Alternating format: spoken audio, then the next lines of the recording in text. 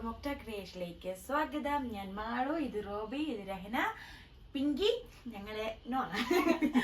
അപ്പൊ ഞങ്ങൾ ഇന്ന് വന്നിരിക്കുന്നത് നമ്മുടെ ഒരു പഴയ മൂവിയുടെ സെക്കൻഡ് പാർട്ടുമായിട്ടാണ് വന്നേക്കുന്നത്. പേരൊന്ന് പറഞ്ഞോളൂ. നമ്മുടെ കമലഹാസൻ സാറിന്റെ ഇന്ത്യൻ 2 ട്രെയിലർ വന്നിട്ടുണ്ട്. നമ്മൾ ലേറ്റ് ആയി പോയി കാണാനായിട്ട്. അപ്പം നമുക്കൊന്ന് കണ്ടു നോക്കാം, എന്നിട്ട് ബാക്കി സംസാരിക്കാം.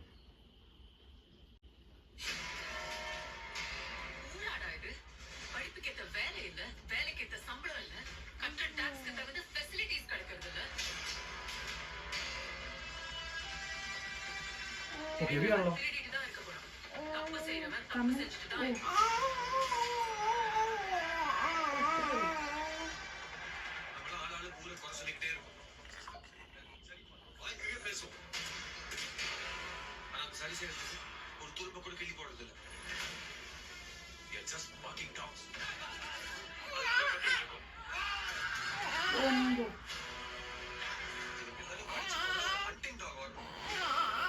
അതായിരിക്കും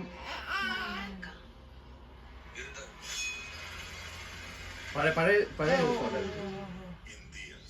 ഇത്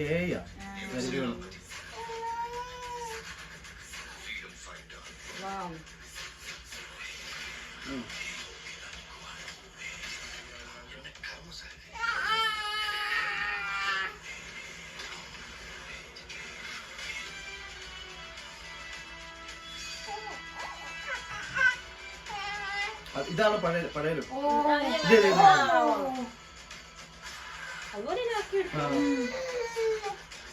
പക്ഷെ ഇത്രയും ഡബിൾ ഡ്രോ ആദ്യം മുടിയുള്ളതല്ലേ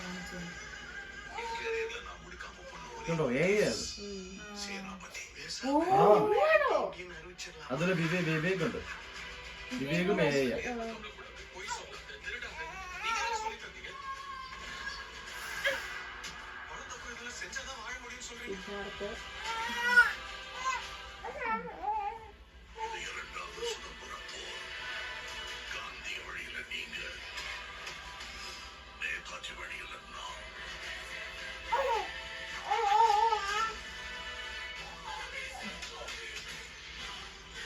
ഇതുണ്ടോ?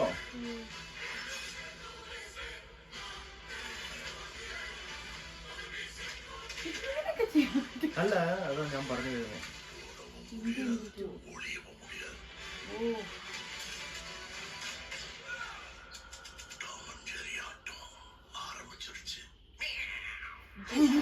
ജൂലൈ അടുത്ത മാസം.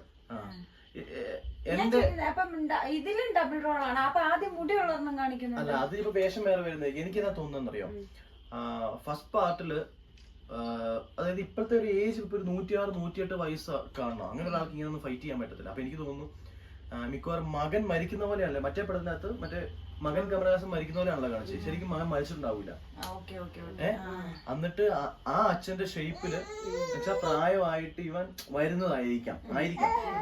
അല്ലെങ്കിൽ അങ്ങനെ ശങ്കർ എടുത്ത് വെക്കുന്നു തോന്നുന്നില്ല ശങ്കറിന്റെ പടമാകുമ്പോ. പിന്നെ